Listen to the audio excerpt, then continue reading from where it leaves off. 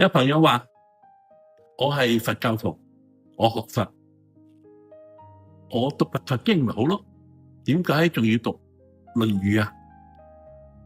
呢個好好嘅問題，我哋可以從幾個層面去探討下。首先喺現代社會，相信大家都會認同，絕大部分嘅大德都認同一個理念，叫做人間佛教。呢個理念係喺清末民初太虛大師提出嚟嘅。普遍嚟講，大家都覺得喺尤其是現代社會，真係應該要咁樣去學佛嘅。人間佛教講嘅就係人成先至佛成，所以你想學佛咩？你想成佛咩？首先學咗做人先，做一個好人。儒家思想喺《論語》裏邊教導嘅核心嘅一個思想，就係一個字，仁字，企人邊一個義字，仁者仁也。修呢個仁道就係教我哋做一個人，做一個好好嘅人。所以從呢個層面嚟講，我哋學《論語》其實就係幫助我哋去學佛嘅一個基本嘅基礎。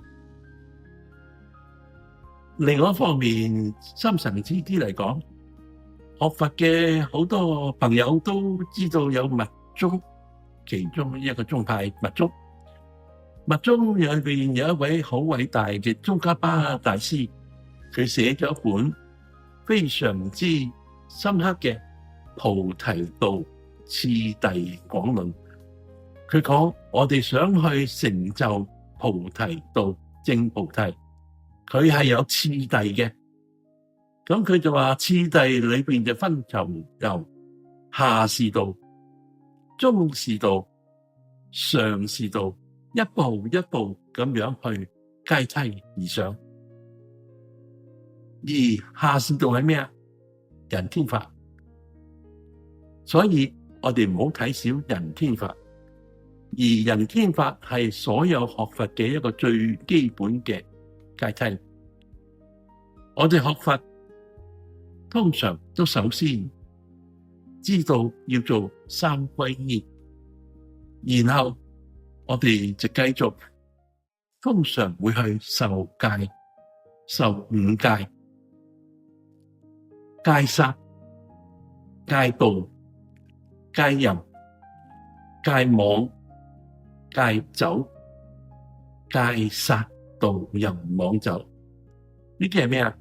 人天法。喺儒家思想《論語》裏邊教我哋仁義禮智信，呢啲冇錯係人天法，但係呢啲都係幫助我哋成佛嘅階梯。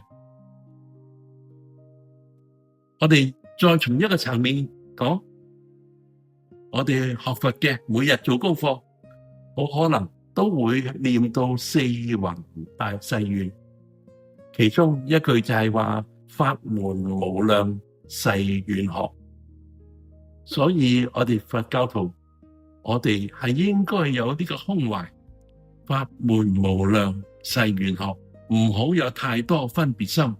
我哋一樣唔同嘅學問，唔同嘅法門，我哋都去理解佢，將佢融入我哋自己嘅生命裏邊，變為我哋嘅滋潤我哋嘅法脈嘅一個工具。所以我建議我哋佛教徒照樣好好地學好《論語》，將會幫你打好基礎，希望我哋可以更容易一步一步咁成就。